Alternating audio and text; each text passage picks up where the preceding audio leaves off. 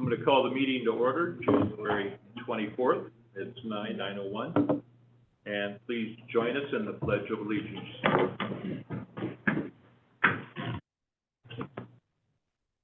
I pledge allegiance to the flag of the United States of America and to the republic for which it stands, one nation, under God, indivisible, with liberty and justice for all.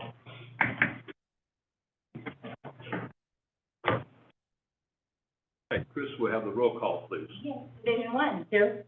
Division 2. Here. Division 3. Here. Division 4. Here. Division 5. Here. Okay, we get into public comment for items that are not on the agenda. For those who are not in the room, just *9. Okay, seeing none, we'll close the public comment for items. Special orders. We're going to have our investment portfolio review. This is a quarterly review, and welcome. So turn it over to Jennifer. Thank you. So this morning, we are going to have our quarterly update on our investments, and I will turn the show over to PFM. I see Allison on the line. Hello, Allison. You want to take over from here? Yeah, good morning. Thank you, Jennifer. It's nice to be with you all today virtually. Today, before I get into the report, I just want to introduce you to a colleague of mine. I'm joined today on the phone. He's got his own square up there by my fairly new colleague, Michael Kronbetter. Michael joined PFM Asset Management late last year, and while new to the firm, he's certainly not new to the financial world, and this is not his first time working with California public agencies through his previous work at Wells Fargo and US Bank. We did introduce Michael to Jennifer and Sandra last month, and he's joining me here today as he is going to join me in working with you all on the district's investment program. So he's here to say hello and also to present the report with me. So I'll go ahead and share my screen with the report, and then I'll turn it over to Mike. 1 second. All right. Great. All right. Well, thank you for the introduction, Allison. And it's great to be a part of this meeting. I feel honored and appreciate joining the team. Allison had alluded to my experience in the past at Wells Fargo, and I did work with different irrigation and water districts and attended Aqua. And I know the plight you have, and I respect it very much. It's a battle, and I appreciate the good work you're doing. And it's, again, great to be a part of the team. So thank you for welcoming me. I'm going to go ahead and present the market update. Allison will follow that with the quarterly performance review of the portfolio. And in general, the market is characterized by what has been the theme of 2023 is whether or not the Fed will be able to produce a soft landing for this overheated economy that stemmed from COVID. And it seems so far that that's the case. So as we look at different economic data through the presentation, you'll see that while things are still going strong, they have come down and they have softened, which is in line with what the Fed is trying to do. So things are still, by all measures, strong, but they had been stronger and perhaps one would say overheated in the prior year. So it does look like we'll have a strong soft landing with expectations for a slowdown in 24. On the next page, we're looking at inflation. The market tends to look at overall CPI. What this chart represents is in the past 3 years, the trend of consumer price index headline number. And you could see in mid 22 hitting a peak of 9% where we were certainly overheated. It's come down significantly. In November 3.1, it ticked up a little bit in December to 3.4%. Of interest in this slide is that energy is actually producing a negative effect on inflation. as the volatile energy sector has come down in price. So it's contributing to higher core numbers. When you strip out energy from the index actually goes up, which is somewhat unique to see. So overall, core CPI inflation is at 3.9 for the year, where headline inflation is 3.4%. Usually you'll see those numbers in reverse. Michael, I have a question for you. Great, please. Welcome, because I really like the job you guys are doing. So I think it's extremely well. I was caught by the markets are pricing a more aggressive 6 rate cuts by the end of 2024. And I talked to some of my investors or the investing firm. They're now saying maybe there will be no rate cuts this year. The 30-year is back up to 4.38 this morning, and they're just not seeing where the Feds can have any more room to cut rates. And this soft landing, in talking to the guys in the fields, and I'm a farmer, it's been hard on them. And it has really affected the workers. They just can't afford what they used to be able to afford. And so it's not a soft landing for them, but I understand the stock market's up to all new high today. So I think there's a disparity between Wall Street and Main Street. And how does that affect your planning? Well, I think that's something that, long-term, when you're looking at buying long-term bonds in a portfolio going out as far as 5 years in this case, it's something maybe Allison can speak to as we're looking at the portfolio and some of the strategy that the portfolio manager is putting behind the trades in the account. But, it's not isolated to just one piece of economic data. Here we're looking at a quarter of economic information, and you'll see kind of declines and softening data in that fourth quarter, and then you'll get data the following month that surprises to the upside. We had retail numbers that were stronger and CPI numbers that were stronger for December. So we don't take things in isolation. We look at them in a holistic approach, and we are aware that the Fed, as you mentioned, is pricing in 3 rate reductions this year. By their the market refers to it as the Fed dot plot.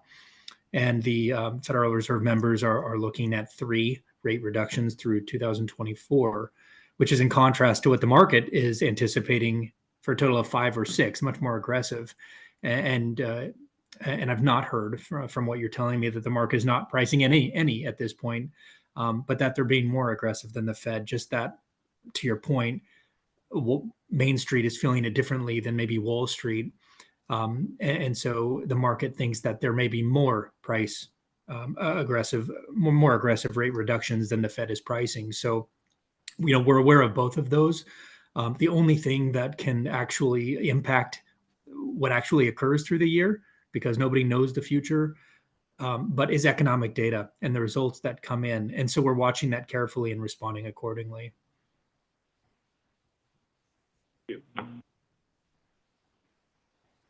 I appreciate the question. Are there any other questions? I welcome them anytime. Perfect.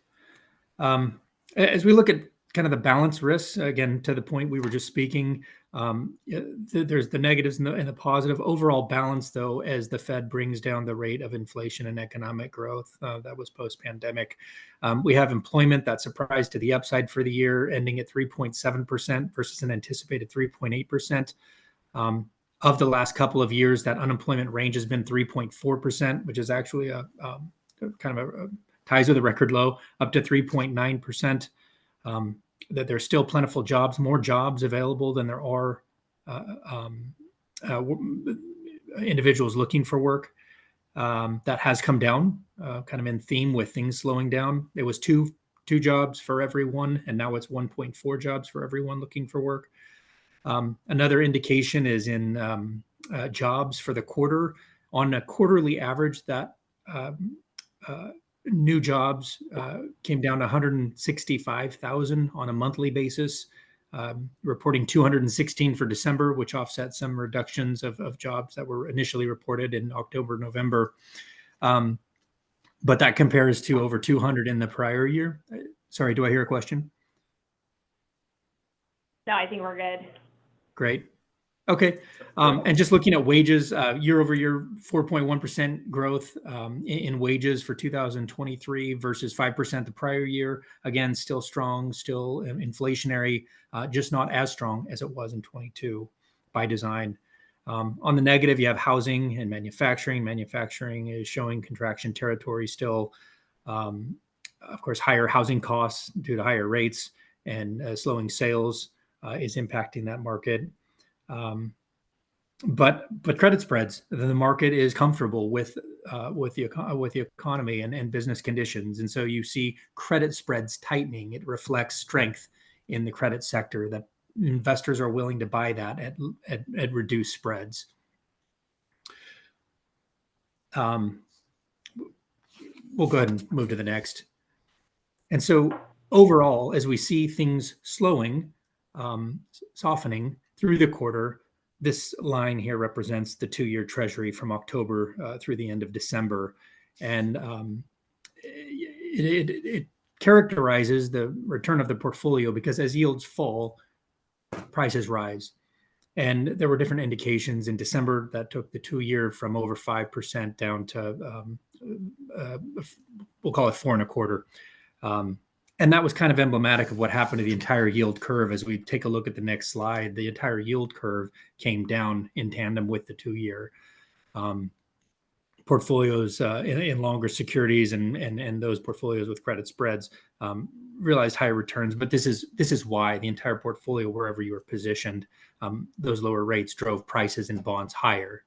It's also interesting that this yield curve, which typically would show higher rates on the longer side, is inverted, and it's been inverted for the past year and a half.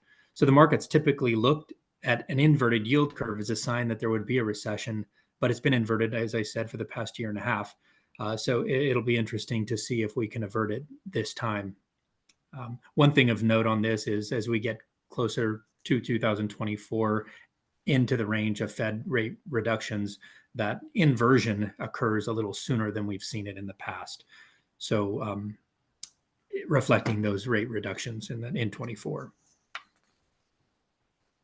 But the gray area, I should point out, the gray area is kind of the 15-year range of where the yield curve has been. So we are still on the higher end of the full range, but just down a little bit from that dotted line showing the September yield curve to the solid line that shows the yield curve in December.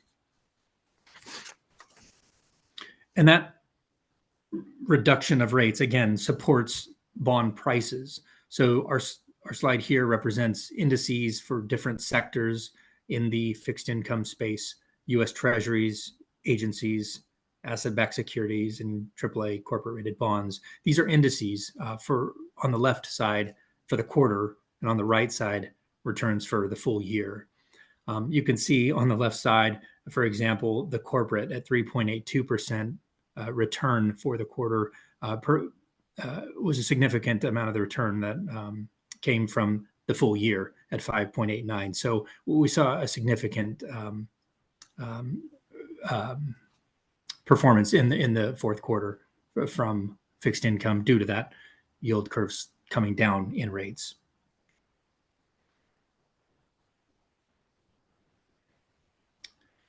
We're pointing out here the summary of economic projections that the Federal Reserve will print every other meeting about. There's a schedule of really 4 items they project in the assessment of where they think rates will be for the upcoming period. So they look at GDP, unemployment, PCE, their preferred, more holistic approach to inflation, and then, of course, their own dot plot, the federal funds rate. And our chart here shows where they were in September versus December, really culminating in the federal funds rate down to the bottom right, coming down, as we've been saying, through 2024 and 25 and beyond, but longer term, resting at 2.5%. The bottom left represents PCE inflation. As I mentioned, it's really the Fed's preferred gauge of inflation because of its more holistic approach. They do see it coming down. Tomorrow will be a big day in data. We have GDP numbers out tomorrow as well as the inflation PCE numbers. So it'll be interesting to see how December landed there. And for the last slide on the market commentary, this goes back to the question on the floor regarding what the market is pricing in. And while we've said the Fed's dot plot summary shows 3 rate reductions through 24, and those are quarter point reductions, this is the implied probability. These are contracts in the market on what the market believes the Fed will do with that. And it's come down further. Between September and December, the market is more aggressively pricing in further rate reductions up to 6 in 2024 by the end of this year. So again, tomorrow's data will point toward stronger convictions to this, but only those releases will help guide the Fed's policy. Of course, there's been arguments that it's an election year and we might see things advance up sooner in the year to avoid any conflict with the election cycle. But ultimately, they'll look at data and respond accordingly.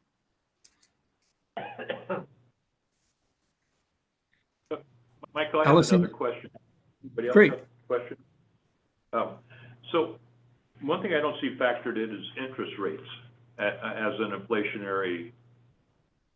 Are they factored in the inflation rate? Because what I'm talking to people is that credit card interest rates have skyrocketed. When they go out to get something loan at anywhere, the interest rates are much higher, and this has an inflationary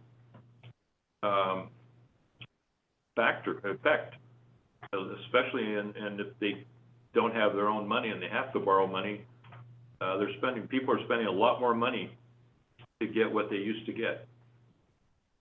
Are interest rates factored in inflation at all?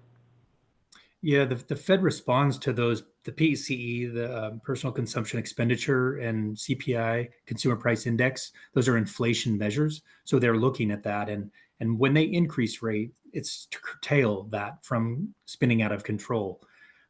So if I look at like wage growth year over year at 4.1%, and we look at just headline inflation numbers, 3.4% ending in December for CPI, wage growth is still, in my assessment, outpacing in inflation. And so workers are taking home more than they had the prior year, even when you account in inflation into that measure. So, that's the reason consumer spending is strong. Retail sales came out and surprised pretty significantly this month to the upside for December. And so that's certainly part of the equation that the Fed looks at. Yeah, it was a shock to see that how much it did go up. But I've noticed that there's I'm talking to guys who have produce, they have grocery stores, and consumption now is down. So people are probably paying for Christmas and all the expenditures of December. But there's been a notice decrease in sales in the last few weeks. Okay. Yeah, I think if I'm recalling correctly, when we look back at that slide Michael showed with the red, yellow, and green, kind of what's strong, what's showing maybe a little slowdown, and what's weak, that consumer spending dot, I believe, is yellow. And that's, to your point, we have seen credit card balances increase. We've seen savings rates decrease, so the amount people are saving. So while consumer spending has been quite strong through last year, there is an expectation that we will start to see it slow because people do need to pay off those higher credit card balances, and prices are still high, even though inflation is much lower than it was. So prices are increasing by less than they were last year. Prices are still high, and food prices are still high, much higher than they were, 5-10 years ago. So most certainly we do think, and the market thinks, consumer spending could slow down because of those factors. So thanks, Mike. And if there's no other questions on the market update information, I'll go ahead and move into the portfolio. So here just showing what we call the consolidated summary, just as a reminder. The district's funds are kind of broken up into two buckets. A very large portfolio, most of the money, about $97 million in this actively managed 1 to 5 year portfolio that we really spend most of our time talking about. And then just about $1 million in bank CDs. PFM is not managing those CDs, but we do show their value in total here on this page. So you can see the entire value that's under PFM's management. And then we do include some pages later on in the report. And so that's what this page is showing, with that total of about $98.7 million.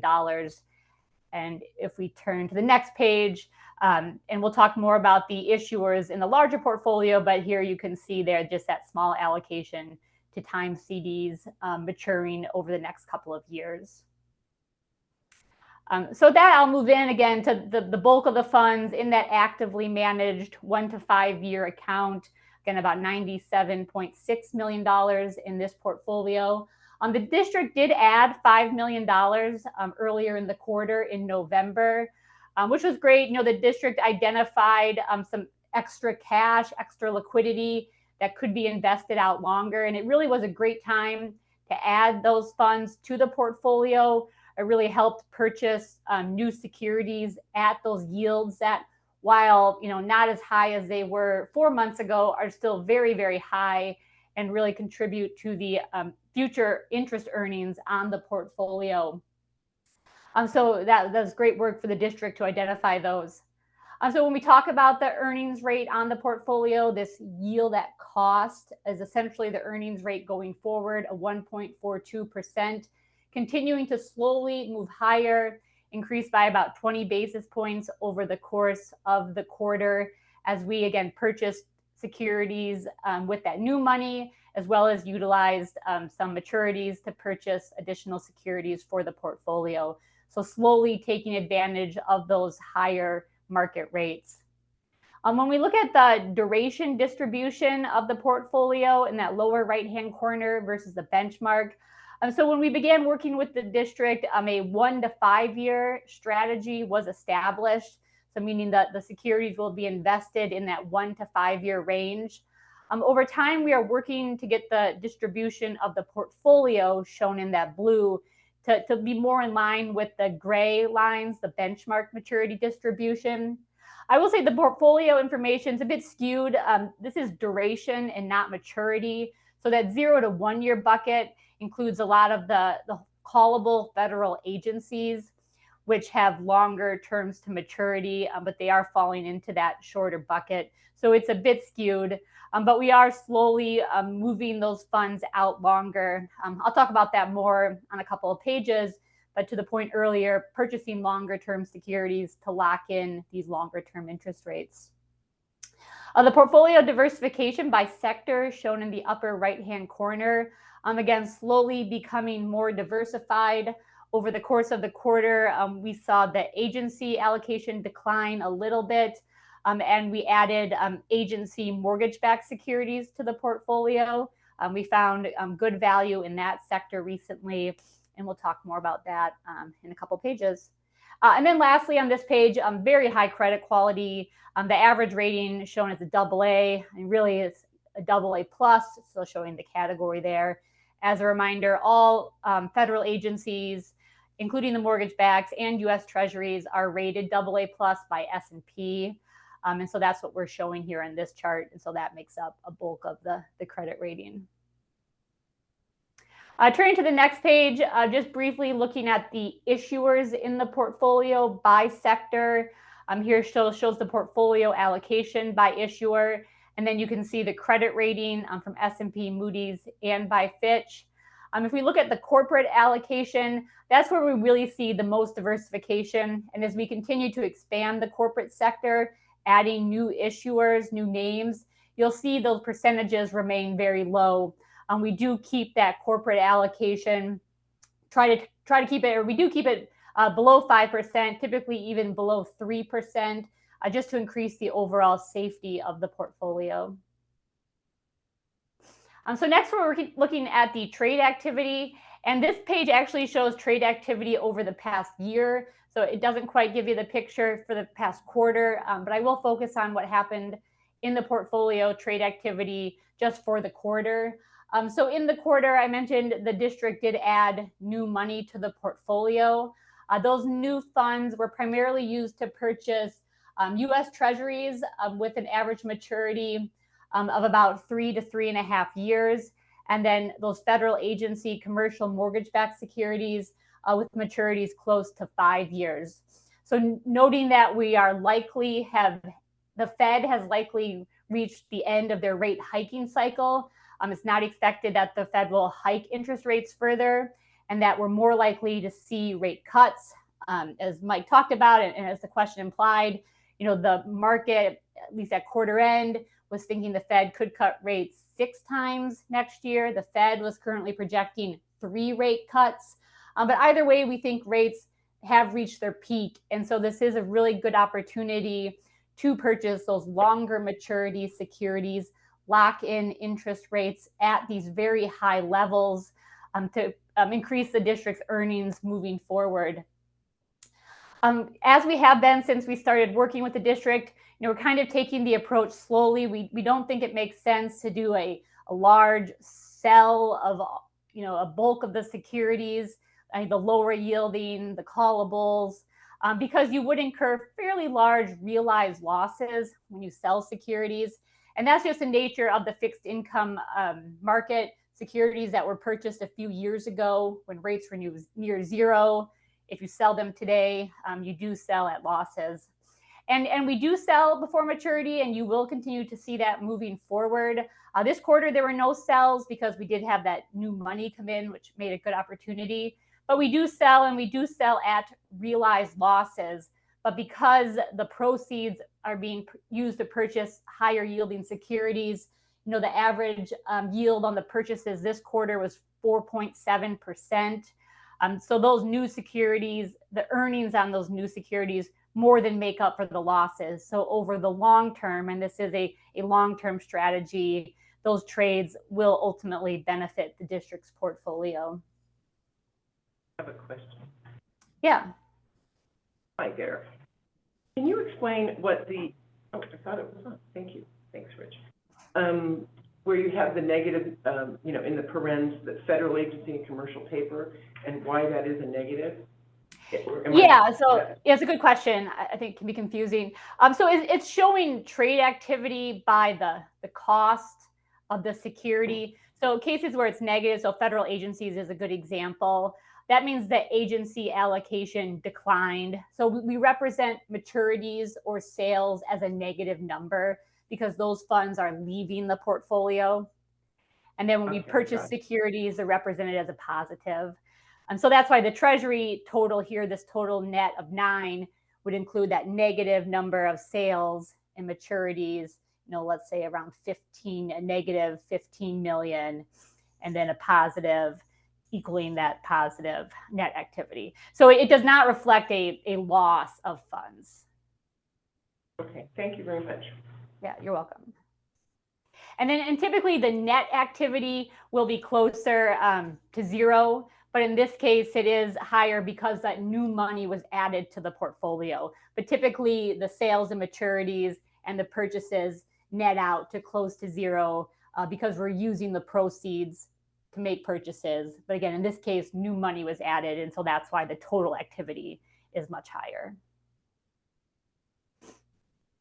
So now turning to the performance of the portfolio. And just like the page Michael showed with the index performance, the portfolio and its benchmark had very strong positive performance for the quarter. The benchmark, as a reminder, is the 1 to 5 year U.S. Treasury Index, and it is noted in the footnote. So if we look at the 3-month column, so showing the return for the past quarter, we do look at return on a total return basis. So it includes both realized and unrealized earnings. Your interest earned, so those realized interest earnings, those coupon payments received during the quarter, around $303,000, plus your change in market value. And that change in market value can be positive or negative, and most of it reflects that unrealized gain or loss on a market value basis. And this quarter, because rates fell, we had market value gains in the portfolio of around $2 million for a total return of $2.7 million. That equates to a percentage return of 2.87%. That's just for the quarter. It's not annualized. So that's a very strong return for the fixed income markets. You do see you underperform the benchmark by a small margin. That is primarily due to that shorter duration position. Again, we are actively looking to extend the duration, but this quarter, longer strategies outperformed shorter strategies. So the portfolio did underperform, but nonetheless had very strong performance. For the past year, the portfolio, again, like the market, very strong performance and good outperformance of the portfolio. And then since inception, and that date is included in the footnote, September 30th, 2022. So just a little over a year. Again, still very good, strong performance on both an absolute and a relative basis. And then lastly, and then I can take any questions. We just show the earnings on the portfolio, but this time taking away those unrealized gains or losses, so the unrealized market value changes. So here we see the interest earned, the same number we saw earlier, plus realized gains or losses on sales. This quarter, there were no sales in the portfolio, again, because we were able to use that new money to make those purchases. So no sales, so no realized gains or losses on sales. And then a change in the amortized cost for total earnings of $333,000. So a good quarter for earnings for the portfolio, both on a market value basis, as well as, when you remove those market value changes. And then since inception, again, that little over a year, about $1.3 million in earnings on the portfolio. And then I believe, yeah, that's the last page I'll cover. The remainder of the report has all the details on the holdings in the portfolio and the transactions. And then there are also a couple of pages just detailing the information on that smaller portfolio of those bank CDs. Are there any additional questions for Michael or myself? No. Anybody? Just quick comment, Allison, thank you. Michael, thank you. It's a breath of fresh air to be a little over 1 year into this and from where you started. And the results are quite nice. Thank you. Yeah, thank you. We appreciate that. And it's been great from our end too, working, with the district, with Sandra and Jennifer, meeting with you all quarterly to present the report and to take your excellent questions and feedback. So we appreciate that feedback. Yeah, what a difference. Thank you. Great.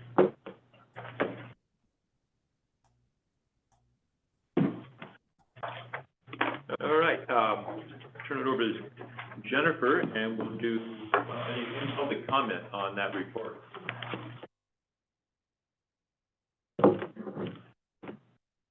Seeing none? Okay. Turn over to Jennifer and employee recognition. All right, this is one of our favorite times of the year, and that is recognizing employees. I'm not sure if any of the department heads would like to recognize your own employee. I know we have a bunch of sick folks out in the audience, so if you'd like me to do it for you, I am more than happy to. We did invite employees who wanted to attend. We do have a lot of training and other items going on today, so if they're not here, they would love to be, but also would love to hear your kind words. The first person we're going to recognize is Chris Butcher. Chris is in our IT department, and she is just a breath of fresh air. She is part of the mighty but very talented IT team that do a heroic effort of keeping our IT infrastructure safe each and every day and keeping us in line. Chris is well known for making us follow best practices. We can sometimes not want to, but she makes us do it, so that is awesome. Well, sure. Yeah, she is always has a quick smile and a quick wit, so we appreciate working with her. And there's a couple interesting facts that I didn't know about Chris that I thought I would share. And the first one was that when she worked with Grass Valley Group, She worked on a NASA space shuttle sensor project. Whoa. Yeah, so that's super awesome. And then the other thing I noticed that she has a little bit in common, I think, with Director Calder, is that she enjoys going to Pismo Beach and racing around on the dunes. Which, that's good for her and Trevor, because I'm a little terrified of it. Yeah. Has she ever raced a deuce and a half on Pismo Beach? I'm not sure what a deuce and a half is, but Big truck. I know, we'll have to ask Chris that when we see her. So thank you, Chris. She's been with the district for 10 years. Next up, we have Glenn Alexander. He is in water distribution. He has also been with the district for 10 years.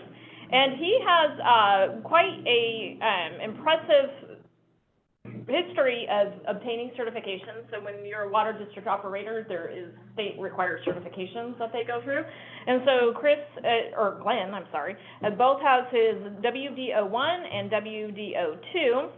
And he did that to become a water district operator. So a lot of times what we'll see is folks will start out in maintenance, and then they have career aspirations to work in some of the other departments, but those career aspirations require certifications, and so they take it upon themselves to go get them. So that is awesome for the district.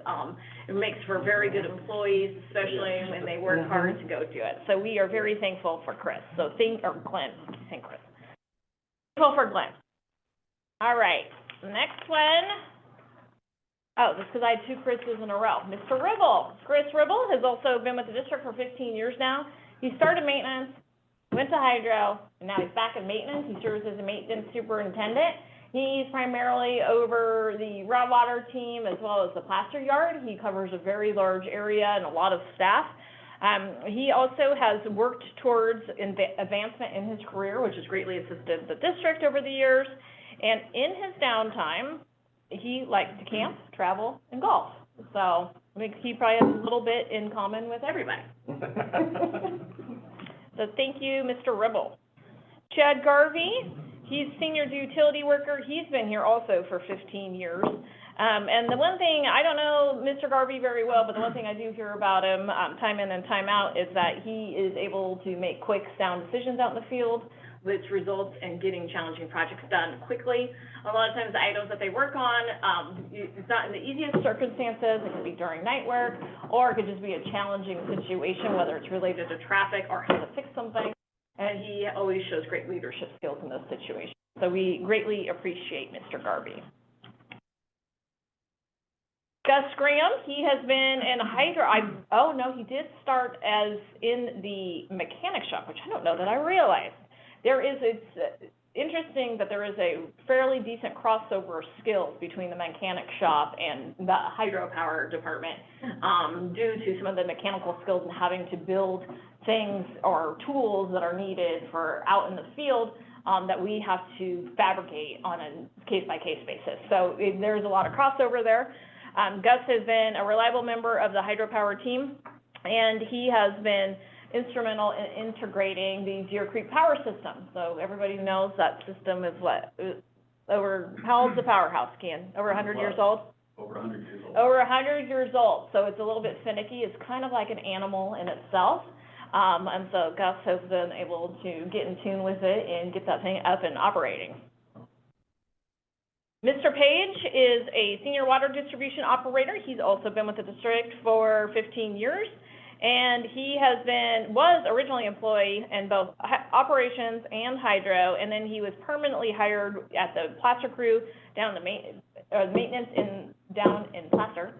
And one of the unique things about the plaster crew is they don't just work on raw or just untreated. They have to work on both systems, so there is a unique set of skills down there.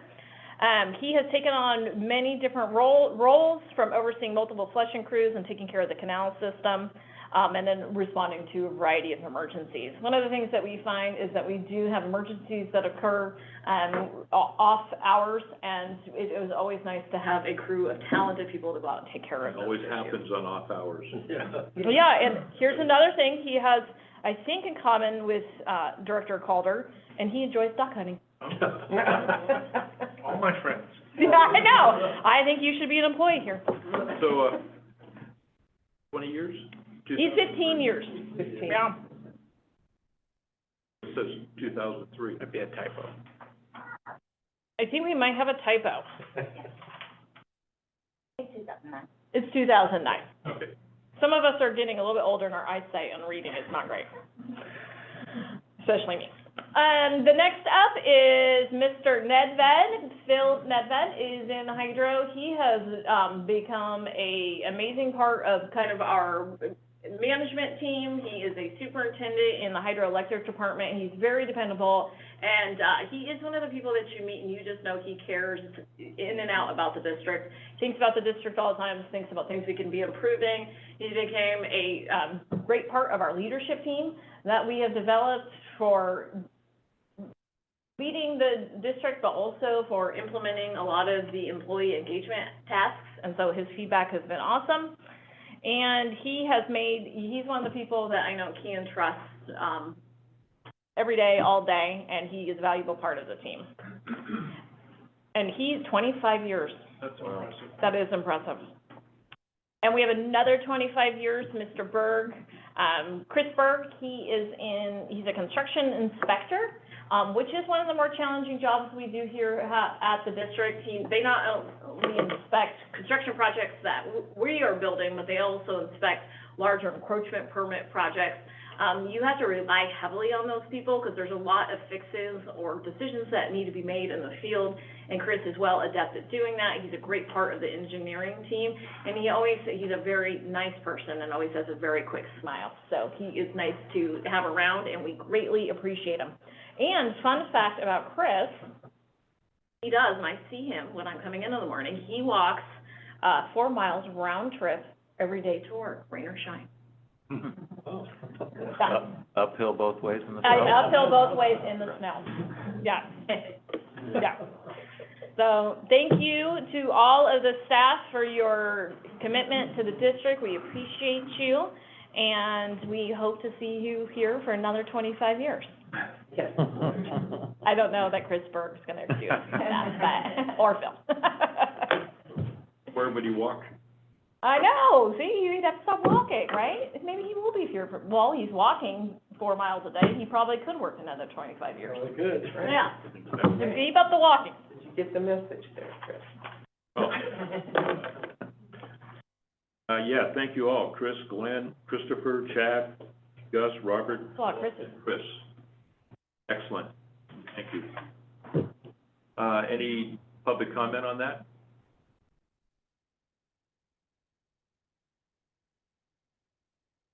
No, seeing none. So let's get to the consent agenda.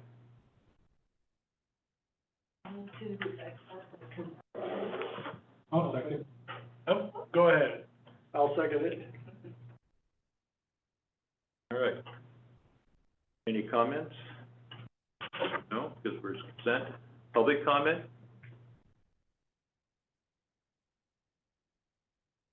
No, good.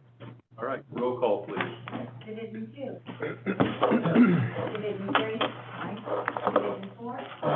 Division 1. Yes. Division 5. Yes.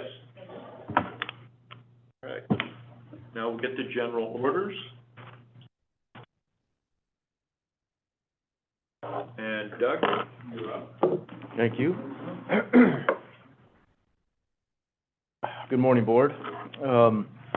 We're here today. I'm recommending that you adopt Resolution 2024-06, which is going to amend the Fund 15 capital budget by adding Maranatha Place and Alley Lane District Finance Waterline Extension projects, excuse me, and also award a construction contract with LaFleur Excavating in the amount of $861,510, add a 5% contingency for that. And also LaFleur Excavating for Alley Lane in the amount of $376,277 plus a 10% contingency on that one. Just a quick reminder, we chatted about this when we did the update with the CIP, that we originally bid these projects in the summer and they were exceptionally higher than we had anticipated. So we went back, tried to see if we could make some adjustments to the drawings and then rebid them out in the fall, actually in December, when we thought maybe we'd get a better number. And so what you see there is we did get some reductions in those, not as much as we had hoped. Excuse me. We dropped, Maranatha Place by about 6%. It was 28% higher than we anticipated originally. It's about 22% now.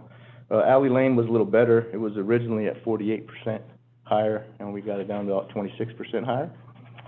So as part of the requirements of the adjusted funding agreements for these last 4 district finance projects, one of the items we added in there was that if it was more than 10%, the opportunity to back out of the project prior to us issuing an award of contract was made available to the property owners, the participants.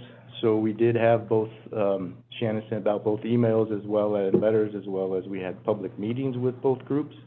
We received no folks that were interested in backing out. All wanted to continue to move forward with the projects. So we are here today recommending that we move forward with these 2 projects. There is one more still coming, which is Harris Lane, which is the last of the Duffley District Finance Waterline Extension projects. And that one, we anticipate to bid that out next week. And so we should get some information back on that pretty soon. So is there any questions, comments with regards to that? Why do you think we have such a gap between what our estimate was and what came out in the final bid? Also, when you see that occurring, then do you go back and say, let's relook at our estimate? So I'd like to understand more about the gap and why the difference. Yeah, so part of what I had actually reached out to a couple contractors, because we had been pretty good up until this point with estimating these projects, because they're relatively straightforward. And one of the things was that they're all still incredibly busy. And so by being busy, especially when you're bidding in the peak of their busy time, they tend to have a higher number associated with that. So that's why we try to wait till the fall to see if we can maybe get a little better bid. Also, just the pricing of the materials, the fuel, labor, et cetera, has just grown exponentially faster than we had anticipated. So part of what we do when we get projects like this is now when we move forward with the next ones, we use this information to help us build what we need to do for what those costs look like in the future. Because even though the CPI for engineering news and reviews has an increase, and I can't remember the exact number of like PVC pipe or ductile iron pipe, wasn't as high as what we saw in terms of just the overall number that these contractors were providing with regards to that. They weren't equating 1-to-1, so they were a little higher. Part of that is trying to get the material, and then their costs changing so radically. They tend to be a little conservative in terms of the number.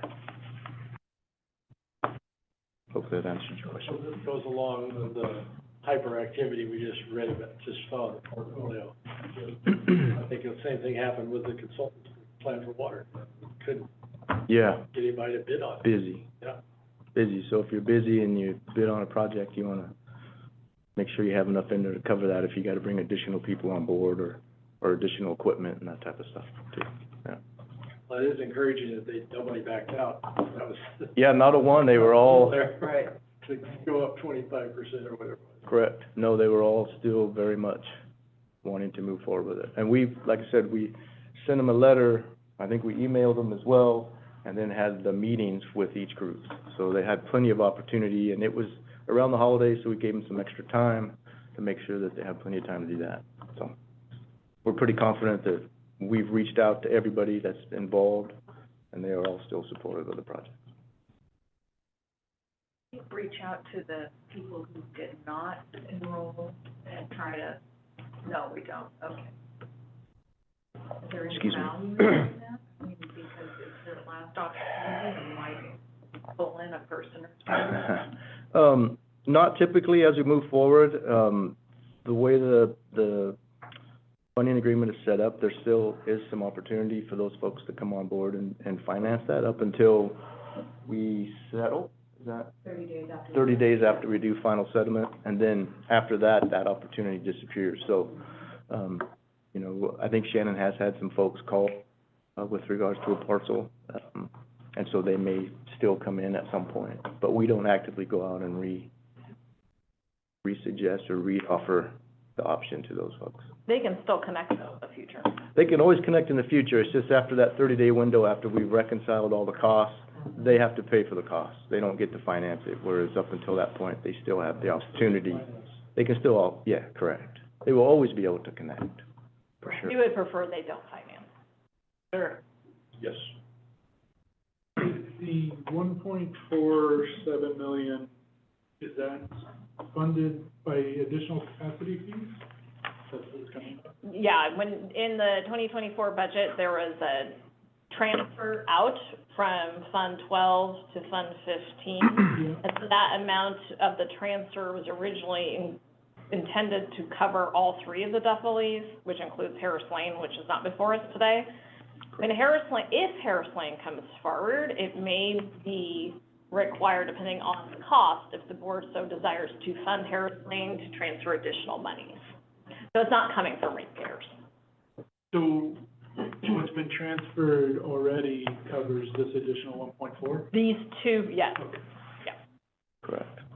And I think currently there's about $150,000 difference, I think, between what we estimated for Harris Lane and what's sitting in there now. So we do have a little bit of fluff still in that too, as well. If Harris Lane were to be funded and constructed, we would have to transfer around $150,000 more. No, vice versa.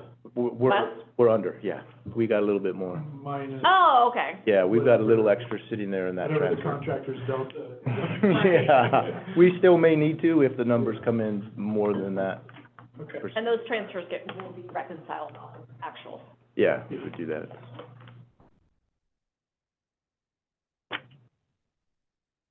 Ricky? No questions. Thank you again for, maybe someday. Shannon? Thank you, there's Shannon, hi. Yeah. Oh, you were hiding behind me. Hi, thank you for the work that you've done. I know it takes an hour. I appreciate it. I know the folks who will be getting water really appreciate it. I have. So, I guess two comments, I'll Oh, go go ahead. ahead, no, never mind, I was gonna make the motion, but. I wish somebody would tell the Fed that inflation's higher than 3.1%. The disconnect just is stunning. And it's actually 3.4 now. So paid by capacity fees, Fund 12, Fund 15, good use of it. And this was a unilateral, if it's more than 10%, they unilaterally had the decision to back out. Excuse me. We're still committed to it. No, the board always has the discretion to not approve Right. the project. You Not that ultimately hold the approval authority over the construction contract approval. And not that I'm advocating that right now, I'm just saying, and we're getting about, what, 4% on the money? 4%. Yeah. Okay, which is somewhat in line with our investments, to have the juxtaposition there, so, okay. And it's about 98,000 more for, Maranatha that the district is fronting for the non-participating parcels, and about, 57,000 for Allen. What we originally had thought was gonna be the cost back when you first approved moving forward with the project. Give you an idea. Motion? Well, then I would, it is my pleasure to move to adopt resolution number 2024-06 to approve the 2024 Fund 15 capital budget amendment, adding Maranatha Place, DFWLE project number 9, and Alley Lane, DFWLE project number 2643. Public comment. Thank you. My name is Sid Brown, and I'm just not familiar with this particular project, but I do note a couple of things and have a request. On projects such as this, it would be very helpful to have a map to accompany the report. This may be a project that everybody's very familiar with. I see it says West of Alta Sierra, but I'm a map person, and that really helps me to get context. And then my actual comment is, has to do with the wording in both the staff report and the resolution, which, number 2, talks about construction with a LaFleur Excavating Incorporated in the amount of $861,510, including a 5% contingency fee. And then it talks about the total. I think rather than including, if you said plus a 5% contingency fee, it would match the number 3, which also has that plus. So it's sort of confusing the amount that you're talking about, what the total is and versus the contingency fee. So. Thank you, Sid. Thank you, Sid. Good to see you here. It's been a while. Yeah. Been too long.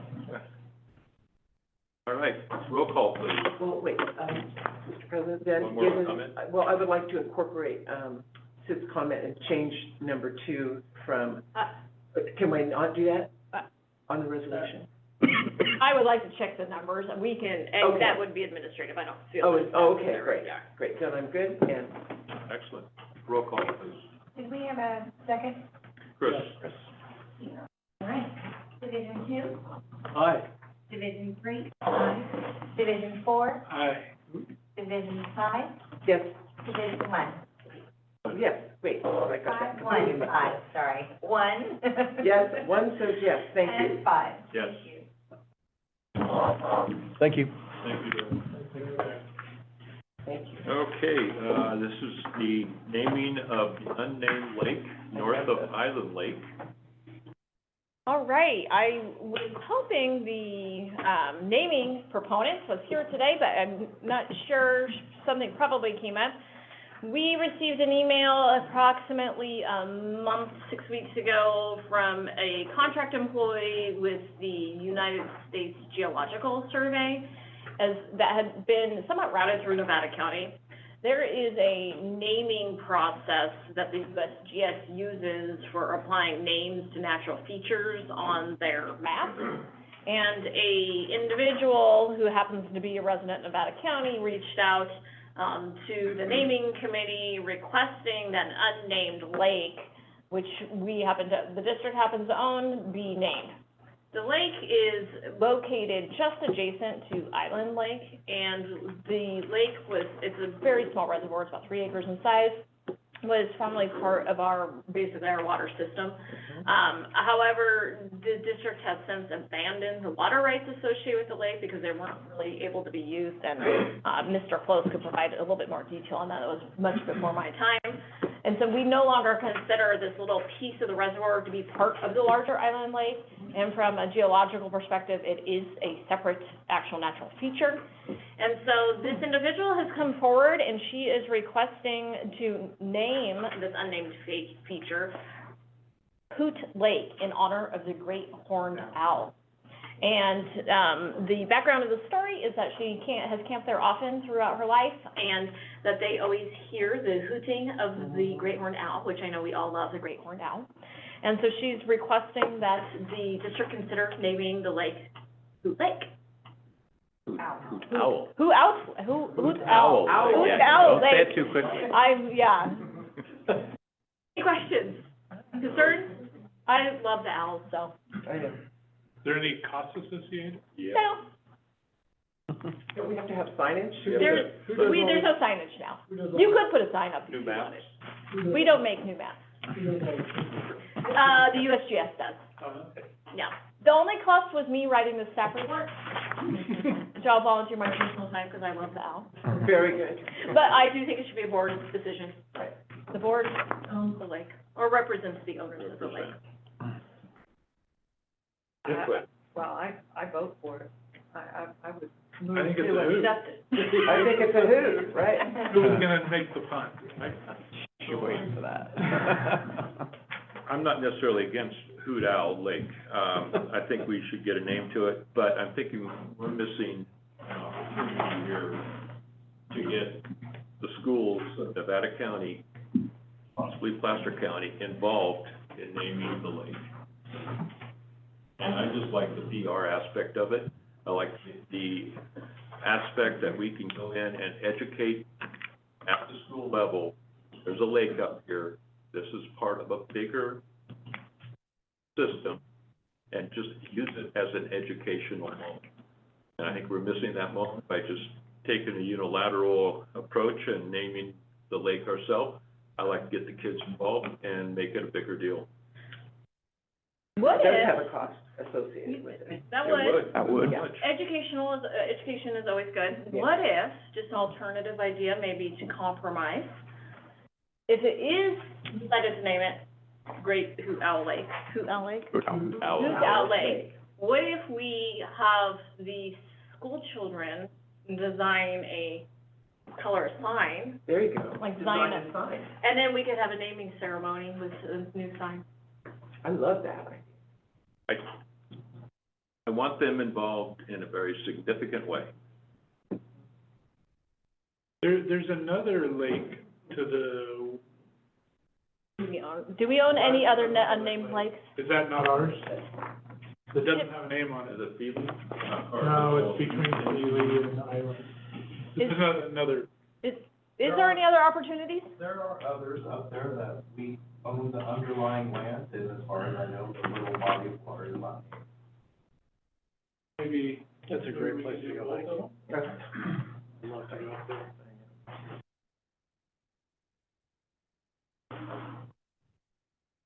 At our naming ceremony, I'll be cute. Okay. I just wonder who's gonna actually get tasked with this from That's the staff right. point of view. And, you know, it's easy for us to direct work, and in my estimation, every NID employee is tasked to the max.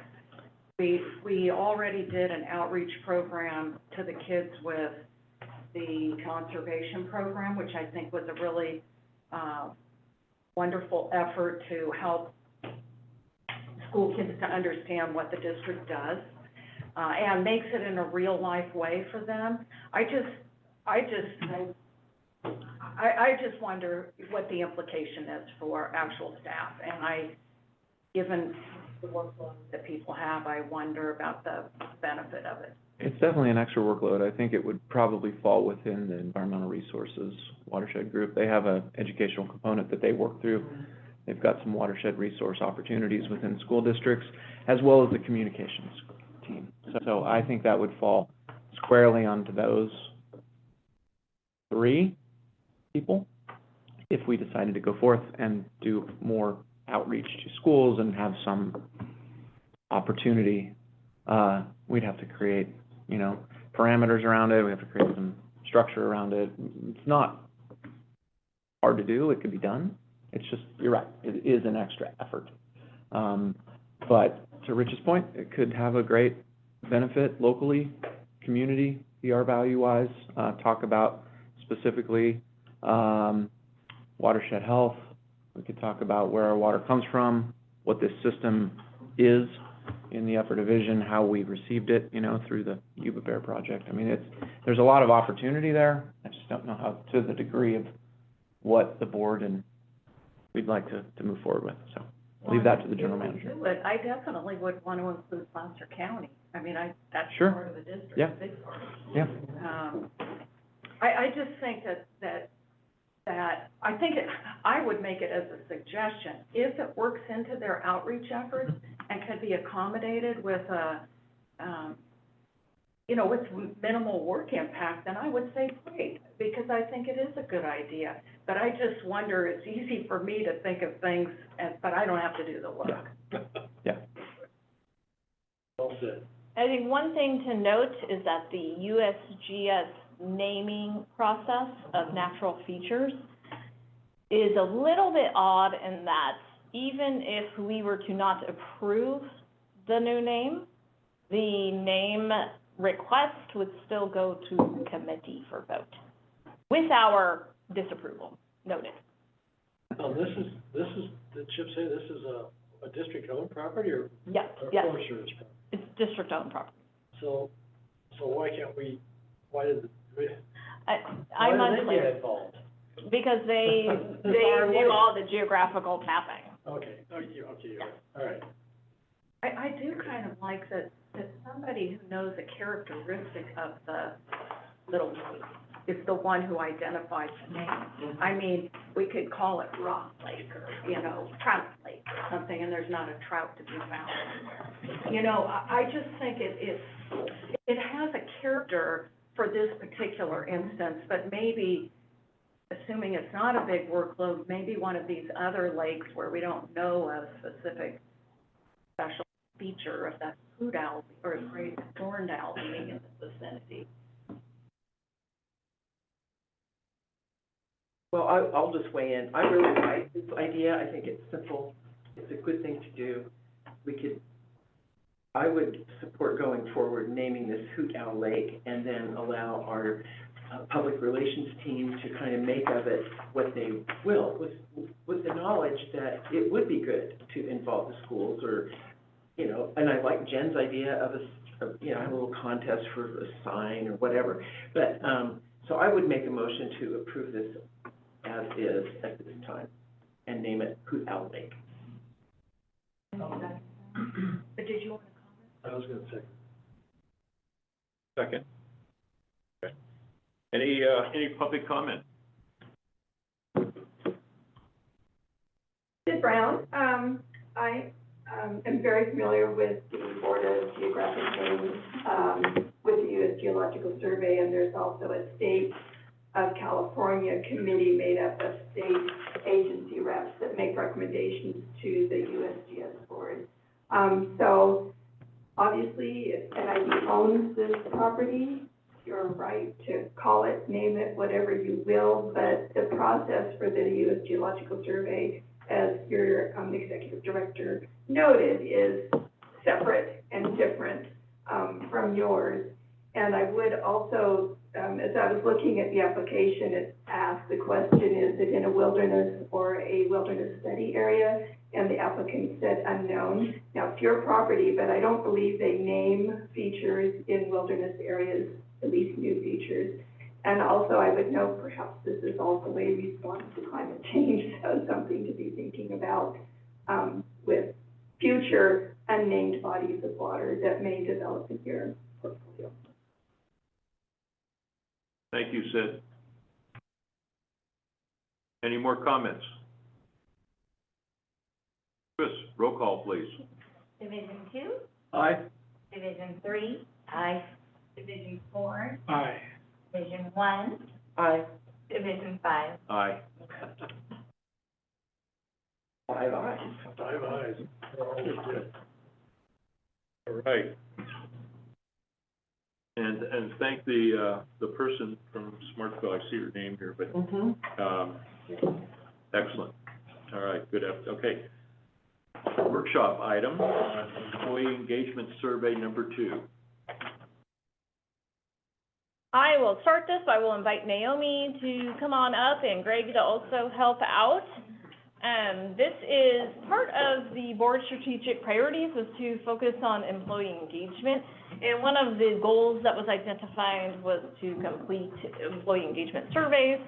The first survey results were reported on by Naomi at the first HR update that was completed mid-May of 2023. This is the result of the second survey. Some of the things we try to understand from the employee engagement surveys is where we're falling short on communication, where maybe there is a misunderstanding of what we're doing or why, and then also to find better ways to recognize employees and engage employees.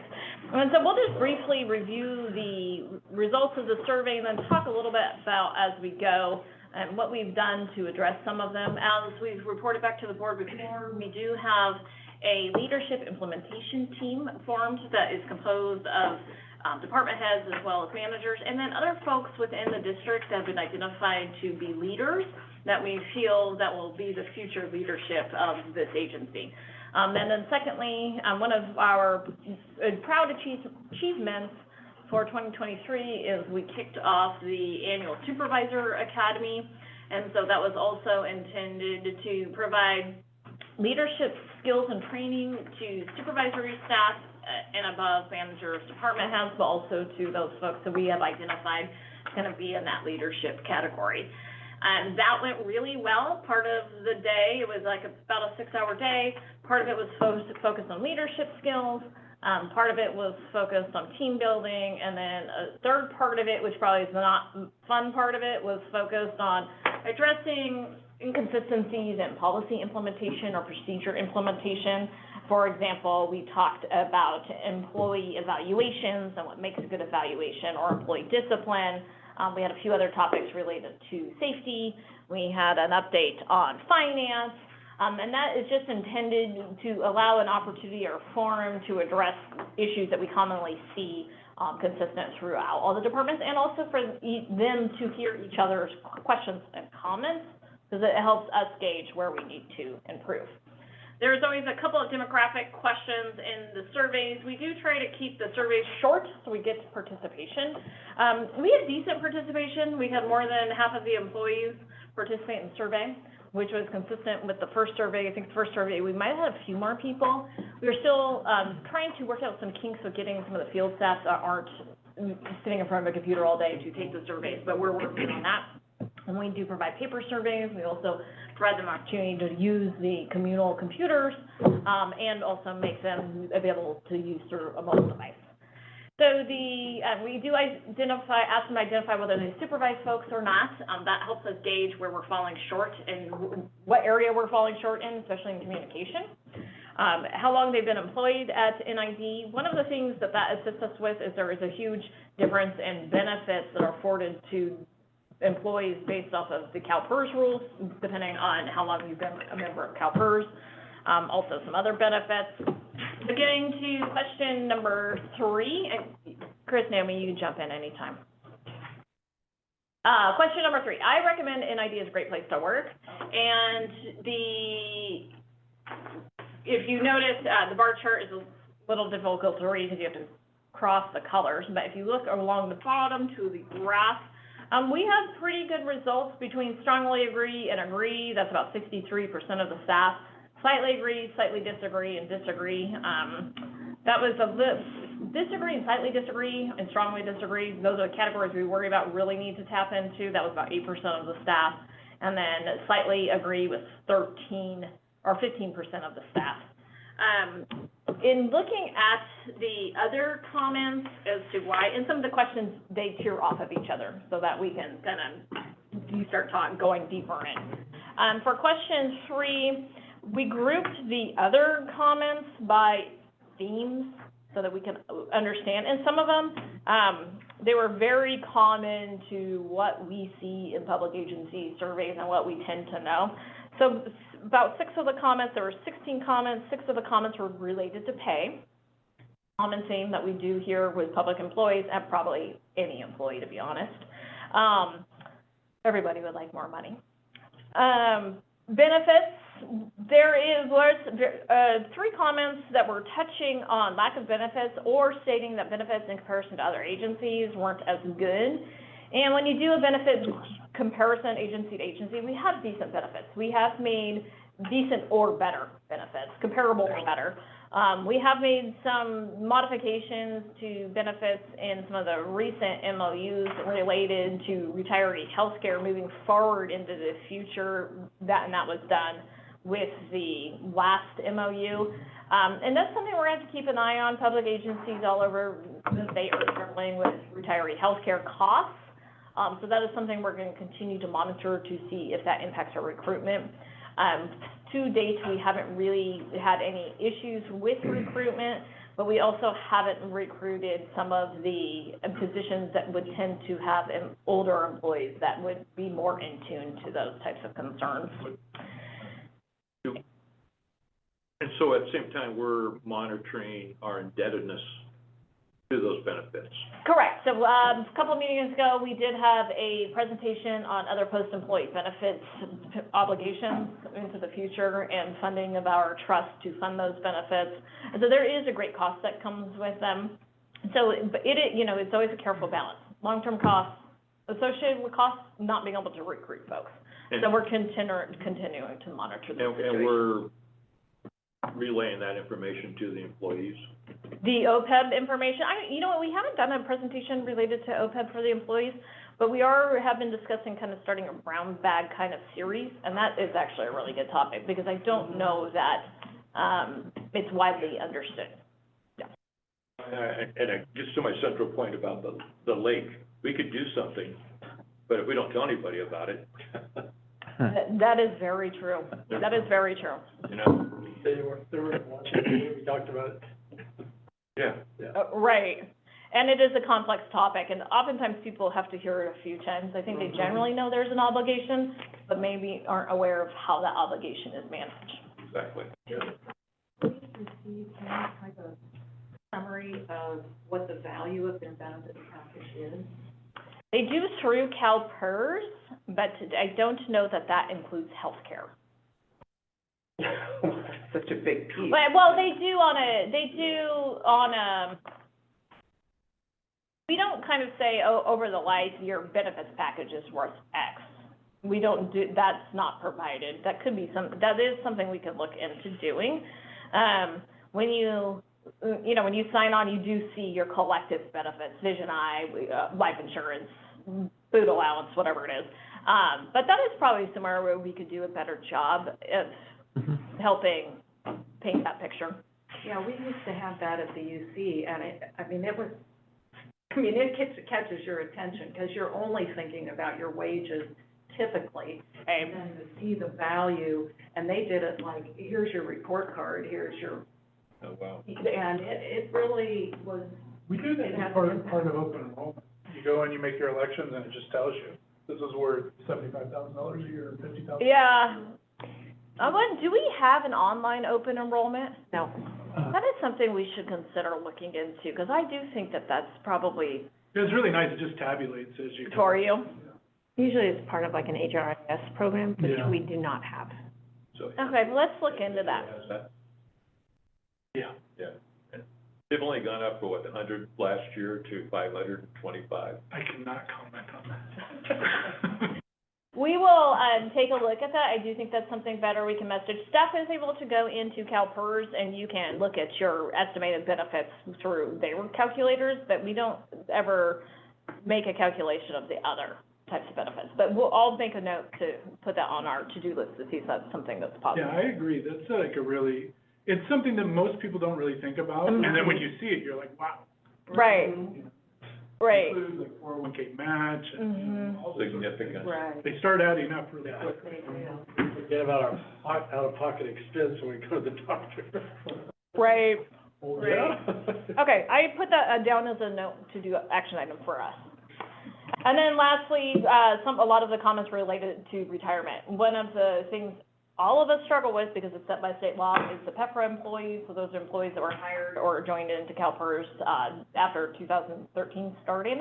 And those employees receive a lower benefit, so they have a higher years vesting requirement and a lower percentage benefit. There's nothing we can do about that, right? Moving to question 4, to make NID a better place, the number one improvement I would make. So we put this into categories, more employee benefits, better communication, better tools, improved safety, more training, and other. Good news is improved safety was very low, which would be alarming if it was very high, so that is good. Kudos to our safety department. Yeah.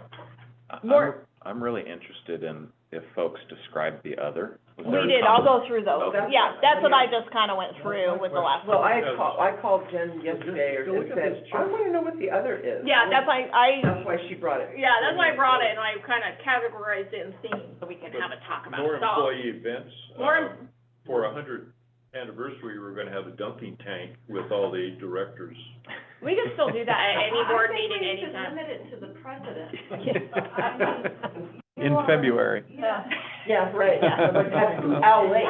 We can do it at Hoot, Have a dumping contest up there at Hoot Owl. motion on this, I'll Something in the lake. Right. Yeah, we could dump them into the Owl Lake. We could just get like a Oh, we great, could have the school children do it. there we go. They can compete, the winners get to dump. Well, the employees president in the can lake. pay into a pool, and the kids can throw balls. I like it. Whoever wins gets, whoever's to dunk you in Hoot Owl Lake. Yeah, then they get the money, the employee gets the money. I'd like some comments, or some comments from both you or Naomi about the better communication part. This is what I struggled with when I had employees. I had this comment, and I go, I talk till I blew them out. Well, I guess I didn't communicate, right? Is that more subjective than it is objective in this case? Well, it's all of the above, but you have to think a lot about, there is never gonna be time that cannot be improved. There's always improvement that can be done in communication. It just is eye-popping on the chart, right? It is, for sure, and that is also one of the reasons why we started the LIT committee, because a lot of times, you know, we have these conversations, and then, you know, the trickle down occurs at various degrees, but also in various manners. And sometimes we are not using the best tool to reach the most staff or different staff. So, you know, you often find folks, for example, in this office are sitting in front of a computer every day. They're easier to communicate with, we can send emails, we have a lot more conversations like this.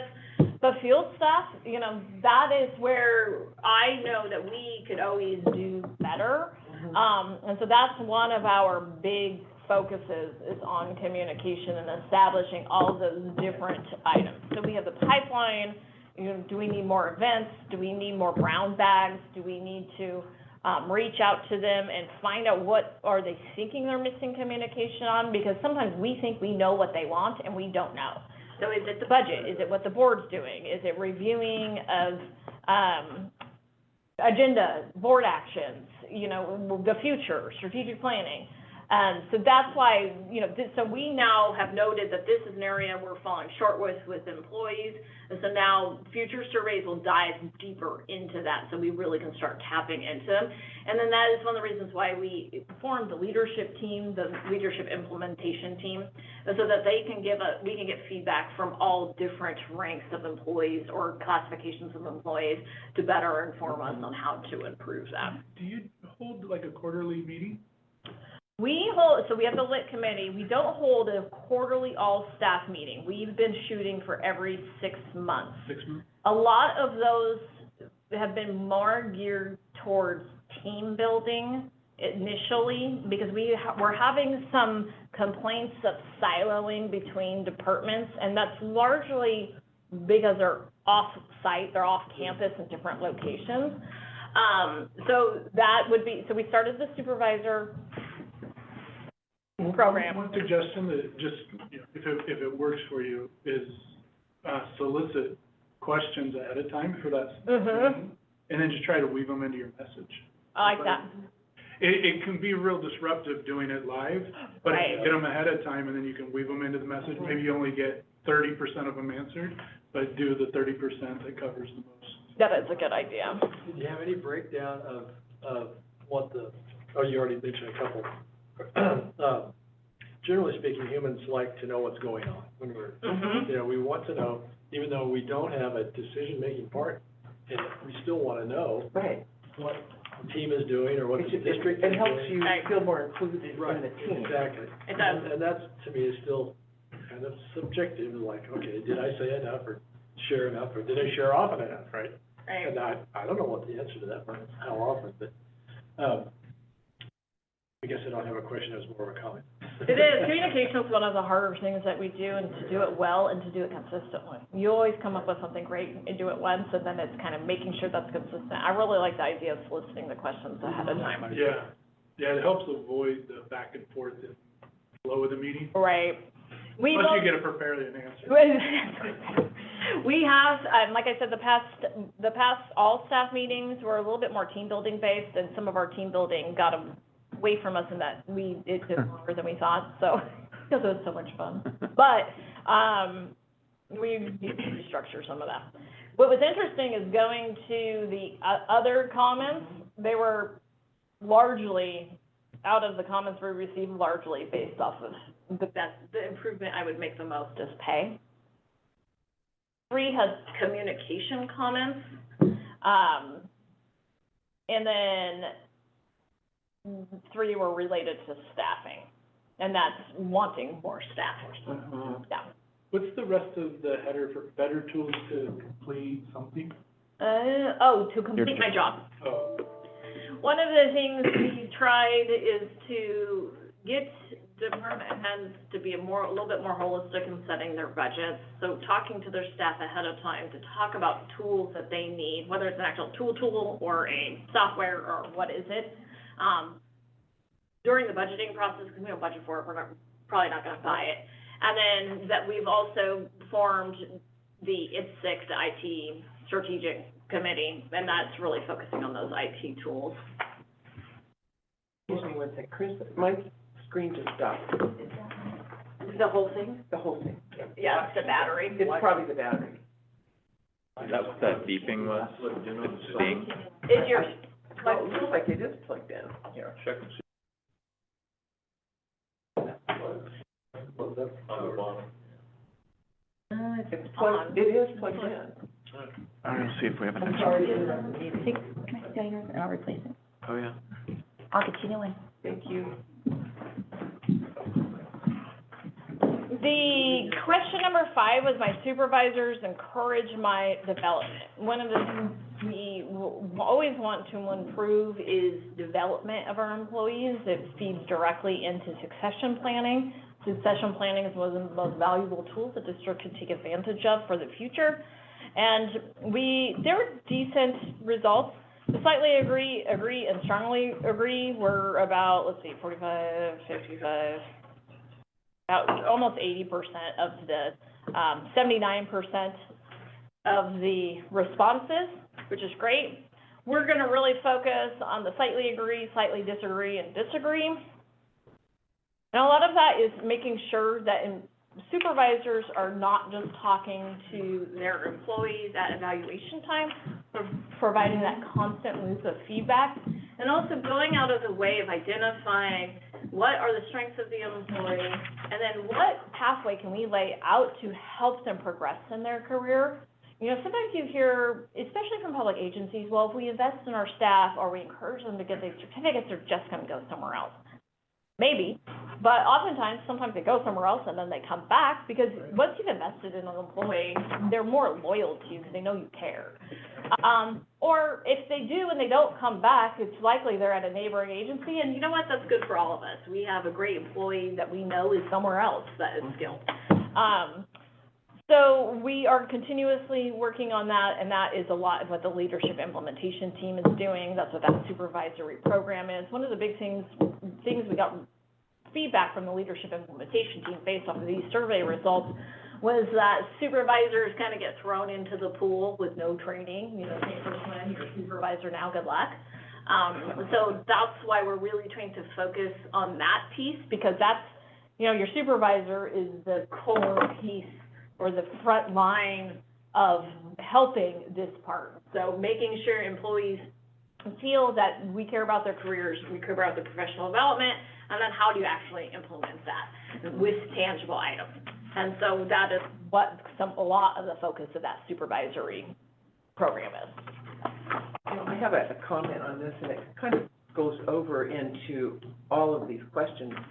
Oh, let me turn my mic, sorry. In my world, in the real estate world, where we are constantly leasing to tenants, we have a philosophy we call it MBWA, Management by Walking Around. And, you know, that really just translates to that better communication. Mm-hmm. And hey, Jen, how you doing today? Hey, Dustin, got anything to tell me? Is there something I need to know? You know, whatever it is. But to be checking in regularly, just even the most casual questions will let people know that you're tuned in and that you care, and it does, in fact, build loyalty. And when it comes time for them to make the decision, gee, do I leave for an extra whatever, $200 a month, or stay here, sometimes they will stay. Agree, and that's, Management by walking around. that's always easy to commit to for one day, and then it's hard to make you remind yourself No, to I do it know, on all but the other days. it's like, if It it is, becomes part yeah. of the culture, Definitely. and it can be helpful. So I know a good friend, manager, every Tuesday, he would go around his 12 stores and talk to every manager under him and talk to them, what do you need? You know, you just factor it into your routine. Definitely. All good suggestions. It really works for us. It does, and it's, Dramatically. it is proven over and over again. Yeah. And it's easy to not do it well. It is easy to not do it Yeah. well, but if you make it integrated into your work schedule, it really makes a difference. Definitely. All right, let's see, the comments, there was very few other comments, outlining pathway for promotion and discussing an annual review. I skipped the question. So my supervisors encourage my development. We did talk about that. And they would like to do it, outlining a pathway through promotion was 51%, discussing it with me during my annual review was 38%, and developing and committing to a training plan was 36%. All those are, I think, equally valuable, so we're committed to being better at all three of those. Question 7, someone has talked to me about my progress in the last 6 months. This one, we definitely can be better in. It's kind of split. Seems like we have the haves and have-nots. You know, we have the agree and strongly agree, which was over 50% of the respondents. And then we had quite a bit of slightly agrees, which we need to improve. And then we have slightly disagree, but quite a few disagrees. This is something that we have to get better at because a lot of times touch-in points tend to be on an annual basis or every 2 years, and that just is not enough for employees. That's right, management by walking around. Yeah, it doesn't need to be, Hey, I want to right. know what I can do to It doesn't need to be formal, but it needs Right. to be consistent. And it also helps deal with personnel issues, because if you're more in tune and talking to the employee more often, then you can go through those improvements and course corrections that need to be done. So, a case in point, and I don't know if we have, time for our supervisors to do this, but, when I was in Venezuela, and there was a trip that my partner took to the Amazon, and when they ported back 10 days to get back to civilization, the chief of the tribe would meet with every person in the morning to tell them what they did, where to do. And then at night, would go around and say, hey, you did this, this, and this, you did a good job, or you could improve. It was a daily thing with them. And he said that trip was so amazingly efficient and just fun, because everybody was on the same page. Now, we can't do that every day, every morning and night, but it really proved the point that communication is everything. Right, most of the groups, if not, I can't really think of, especially the field groups, they meet every day. I don't know if they do follow-up meetings in the afternoons, but that's something we can talk about and flesh out more. The people I work with treat each other with respect. Those are really good results. We had 5 disagrees, 1 strongly disagree. The others are pretty good. I think, this is a high caliber organization and people are professional and actually care about each other. And so I think that's reflected in the results. And then the question 12, in the last year I've had opportunity to learn and grow. These results are decent, could be a little bit better. There's quite a bit in the slightly agree. A lot of times, public agencies, including us, fall down on, you kind of tend to gravitate towards those that we've kind of identified as leaders or tend to shine, but not the folks. There are some folks that just want to kind of come and do their job and do it well. Those are the folks that tend to get overlooked. So that's a category of staff we can certainly focus on a little bit more. From here, we have other surveys lined out. How many do we have? 6, 7? 5. So 5 more or 5 total? 5 total. We have 5 total surveys planned, so we've done 2 of the 5, so we'll do 2 more, 3 more over the next year. So we're exceeding that strategic goal for the priority. And then we'll continue to report back and try to tackle some of these. And then once we get through the 5, then we can put surveys back out again and see if we've improved at all. Can you remind me who developed the survey? A lot of it is that we used, one of our consultants that does specialize in some HR work, but a lot of it was done by Naomi and myself. We're gonna take the consultant's work and then tailor it to us or modify it. Good. I think it's a really good survey, and, anyway, good work on executing that part of it. Yes, Naomi has done a great job. She's been collecting all the data, and so it's been good. Great example of communication. I have a question that's not on the survey. A few years ago, we had some discussion around disconnect between the board and the employees, and never instituted any, official. I'm trying to remember, I think, no, I mean, I don't know that anybody came up with a solid plan. We didn't. Yeah. It's not coming to the surface, so everything's fine, right?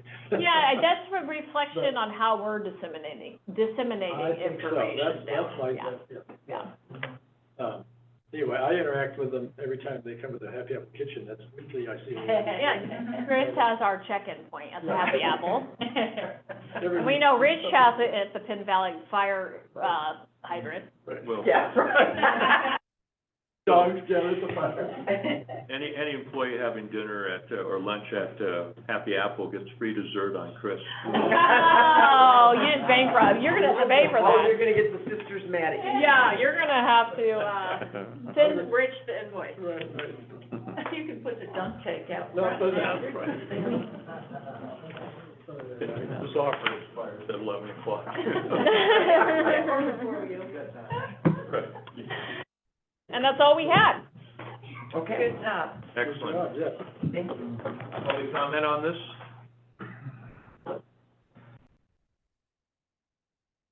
All right, seeing none, general manager report. I do not have a whole lot to report on.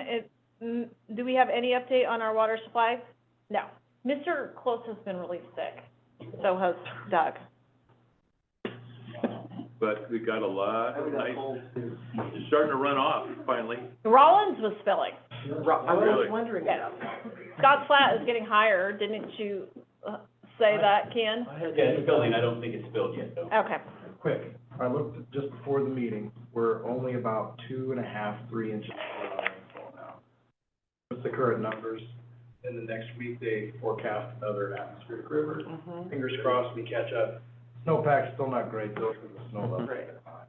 Yeah. There you go. Thank you. We don't really like these warm storms. No. Well, I mean, we do to an extent, but we like We know snowy ones better. Yeah.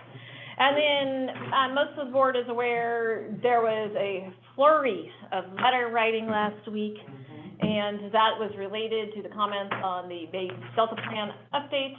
Nevada, the district, we did submit our own letter, so huge thank you to Dustin and Chip and Tor and Kian and Doug, everybody who participated. It was a huge team effort. And then we were also submitted a second letter related to same topic, but more talking about the district's proposal for a voluntary agreement. And then we were party to several other letters through NACWA, which is the Northern California Water Association of all the water agencies. Aqua sent in a letter that we are inherently part of, and then the hydropower group that represented PCWA, Yuba, South Sutter, SMUD, the PG&E on there? Yeah. Submitted more letters. So we are still recovering from that flurry of work, but it got all submitted on time. Yep. Way to And the go. letters, one and all, that was a huge undertaking, and it really, I think you conveyed the issues extremely effectively. It's a lot of reading they're all gonna have to do. Lots of issues. Just one, Actually, will read it. one detail that, I discovered, because it was somewhat buried on the Water Board's, website, but it was a very technical, detail on the SACLAM modeling. Oh, that's right. And basically, to get into the model detail, specific to Scotts Flat Reservoir, the narrative of the unimpaired flow standard would apply to Scotts Flat Reservoir, but the way it was modeled in SACLAM doesn't apply unimpaired flow. So there is zero environmental analysis or impact analysis regarding unimpaired flow alternatives on Scotts Flat Reservoir, which I think is a monumental oversight, mistake. You cannot move forward with any sort of informed decision-making, if you don't fix that. So to the extent, I mean, obviously, we're asking the board to move forward with the BA alternative. But to the extent the board wants to continue its analysis of unimpaired flow alternatives, my view is they have to recirculate. They have to fix this. It's just a glaring oversight. They gimmicked the model to not affect Scotts Flat Reservoir at all.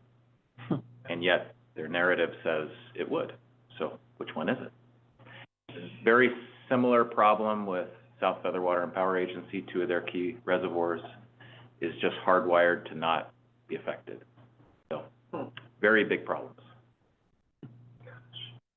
Do those issues, let's say they go with their alternative or not VA, one of those alternatives, do they, is there a way to force them to bring that analysis into the mix, or is it like over? We would be in, if that came to play, we would be in a litigation posture. Because you're just not letting proceed unless it's corrected. Keep in mind, this is a CEQA document. The basic purpose is informed decision-making of your proposal, and they have not done that analysis at all, period. So they've done it for some reservoirs, but not for Scotts Flat Reservoir, which is obviously a huge impact at NID when it comes to our facilities. So, and how would that impact Lake Wildwood?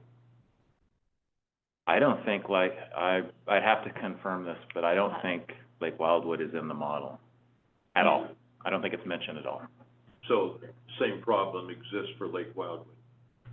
I don't know that no, I would disagree with that, because I don't think the narrative standard applies to Lake Wildwood, whereas Scotts Flat is clearly included in the narrative description of unimpaired flow alternatives, and yet the modeled impacts of unimpaired flow does not. That's where the gap is.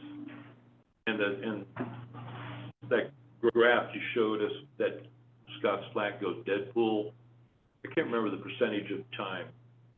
How many, almost every year? It's significant. In many of the years, there's a couple different graphs that demonstrate the same thing. In multiple year points, your high point, like end of April storage, you're effectively at dead pool at Scotts Flat. So that's your high point before the irrigation season even starts. And then there's also a chart in there about, multiple charts about projecting multiple year droughts. And you barely recover, and then you're dead pool for a good portion of the year, then you barely recover and you're dead pool again. So yeah, again, if the proposal is unimpaired flow, you describe Scotts Flat as being included in that proposal, then you need to go through the effort of analyzing the impacts of that. And they just didn't do that. And again, summarize what would happen to water deliveries in Nevada County, because that rely on it. We make that point very clear. I mean, there would be drastic changes. This board would have to make very impactful, very difficult decisions. And then would we have to then go out and identify the habitats that are going to be pretty much devastated, or do we have, are we going to then come up with a figure of how many gallons per person per day will get raw water or treated water? Or would we litigate forever and ever? Yeah, there would definitely be litigation. Litigate, but right, but I mean, so Go ahead. Well, what I was thinking, tell me if I'm wrong, but my thought was so that the devastating impacts that we're talking about wouldn't probably happen for either ever or a very long time, because we would be tied up in litigation. Is that true? That is true. I mean, this is getting into the weeds a little bit, but there is a potential for the water board to move forward with project implementation despite litigation, but that rarely occurs. Normally, litigation process plays out, and it's resolved, and then there's some implementation or change, or depending on the outcome of the And is there an litigation. opportunity to carve out those, should they go forward with the, unimpaired flows, is there an opportunity to carve out certain facilities like Scott's Flat from that requirement? I mean, it seems like that would be a reasonable thing to do for those facilities that would be so devastated. Yeah. There is a thing, if you were to read all 6,000 pages, they call it voluntary implementation plans, VIPs, where in theory, you work with your neighbors and downstream parties, and you come up with an arrangement that works better for you. Like voluntary agreements? Kind of like voluntary, yeah, but it's a VIP. So I guess in theory, that is possible. But the default, if you can't get your neighbors to take on your piece of the obligation, then the default implementation is all water rights on all facilities in the Delta watershed, which. Our neighbors are not going to take on our obligation. No, they won't. No. So how long would litigation play out? Well, CEQA cases are entitled to judicial preference, so you have that in your favor. I can tell you that in 2018, when the Water Board, December of 2018, the Water Board adopted the unimpaired flow standard as to the San Joaquin tributaries. That case was just tried fall of last year, and we are awaiting a decision from the judge any day now. So that took, what, 5+ years? Which, with the decision, if it's not favorable, could then be appealed. Of course. Correct. To the party, so that would further extend, right? And then you're looking, what, 10, 20 years? Well, if. For a final decision? Yeah, one of the, I think I might have mentioned this, but one of the significant concerns for me, is that this type of requirement, unimpaired flow, could kick off a system-wide adjudication. And that is, I mean, if you've ever watched the movie Hunger Games, this is like the water right version of that. Everybody's pointing at each other, and I'm senior to you, and you, yeah, it's a really, I think, messy and complex, and it would take a long time. I mean, It's a lot of people. my kids, maybe even my grandkids, are litigating that case after I'm gone. Job security. Yeah, but that's not a good outcome. No, but it is a scenario. It is a very real possibility. So what's your gut feeling about this, back to summarizing for this farmer? So they say Scott's Flat's included in contributing, but, they haven't studied the impacts of doing that. And they've done that for other reservoirs. I assume they did it for Rollins. They did do it for Rollins. Okay. So is this just an oversight or a? Yeah, I'm going off memory here, but Yeah. they did it for Rollins, they did it for Jackson. But they didn't do. Bowman. Yeah, Jackson, They Bowman, did not do it Spalding. for Scotts Flat, they did not do it for Combie. Mhm. Combie makes sense to me, why you would model it that way, Me too.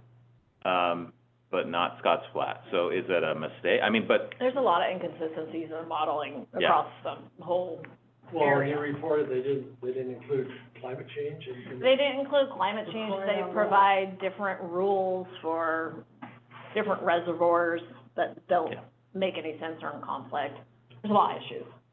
So Doesn't sound like- if it gets dead pooled at Scott's Flat, how many gallons are we delivering a day anywhere? well, you're dead pooled, so you're Yeah. pulling, I think. you're We importing wouldn't- from yeah. your intertie. We would have to stop raw water deliveries way before that and just serve treated water is what would end up happening. Whatever we could import from Yeah. Right. Part of our challenge is that we historically take water from the Yuba over to the Bear, and that's a lot of the issues. Those diversions are cut or stopped. I do think this issue of the time urgency of this, I mean, I think how we communicate this is really vital. And so your talking points that you developed were very helpful for that. I think that, you know, depending on where you sit, you see the serious, I mean, I'm sure we all think this is extremely serious, so we'll leave that, but the time urgency is important because I think it would be really damaging to be conveying a message that, you know, Scott's Flat's going dry, baby, I Right. think we have to really moderate, we can give context and accurate information without,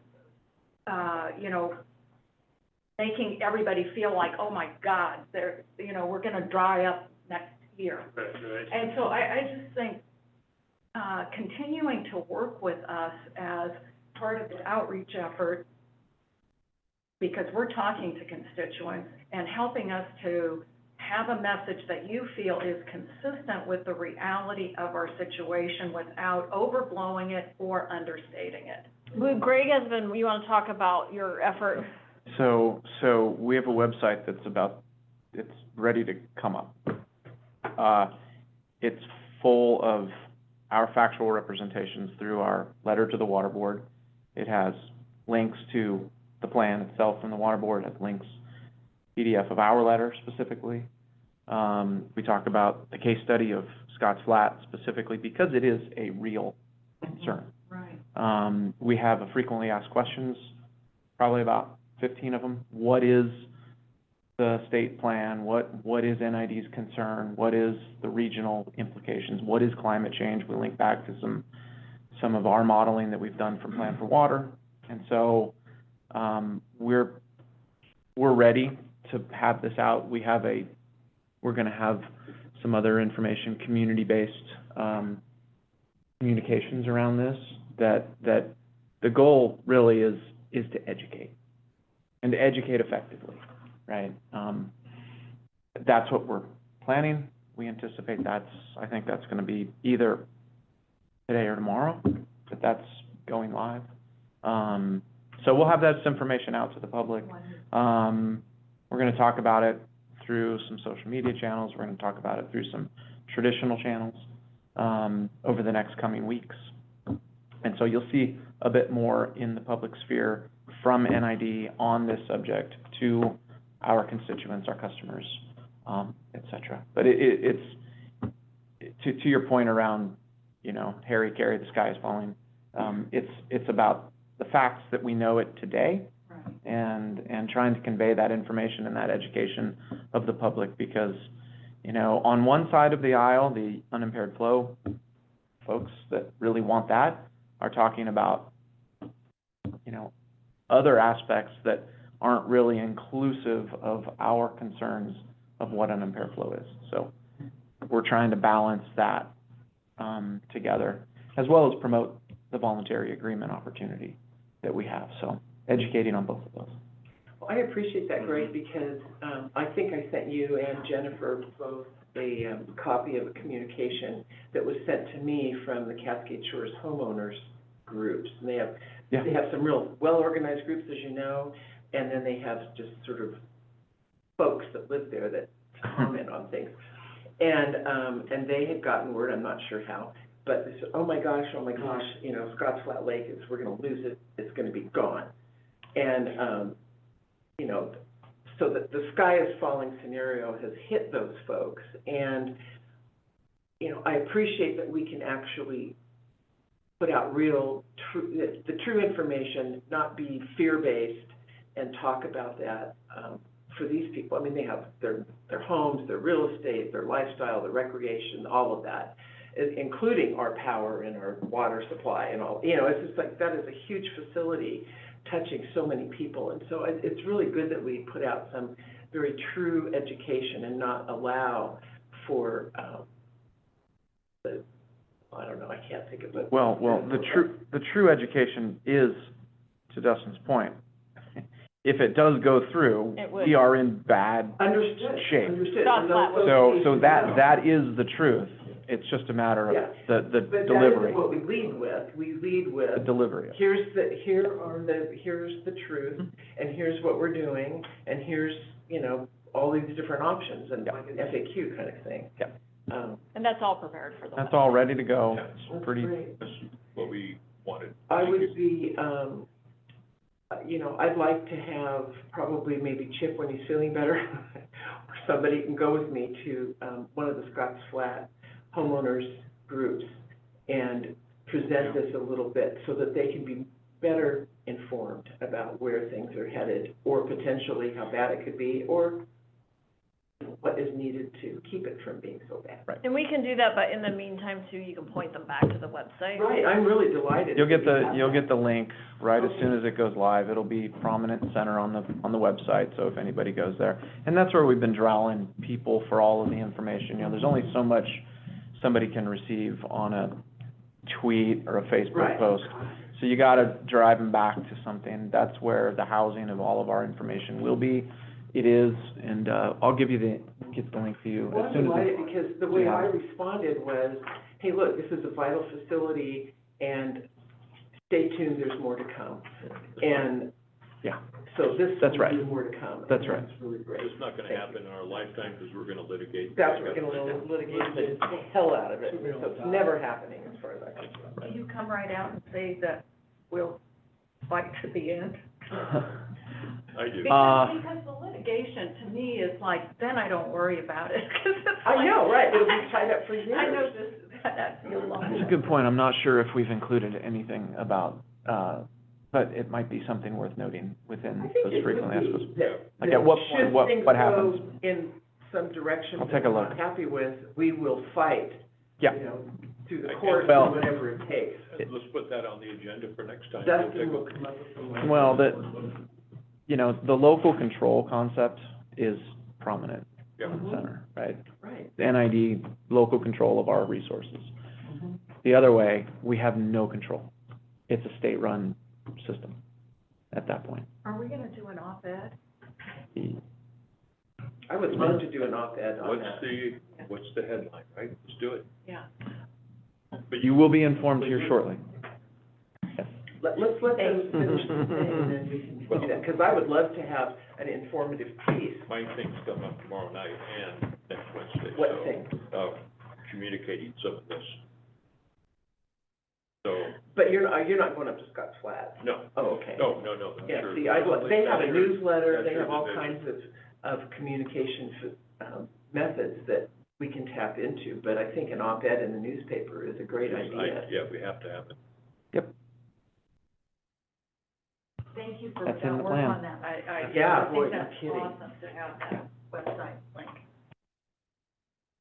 Great, and that's all we had to report. That's it? Yeah, that's it. That's all? Job well done last week. Thank you. Yeah, no kidding. Who wants to start? Chris? I will. Okay, so I attended the Nevada County Agricultural Advisory Committee meeting. It's held once every 2 months. Good meeting. Kudos to Chip, always there, and they love to hear the report. And he also did a great job updating the Bay Delta thing we just talked about, so thanks, Chip.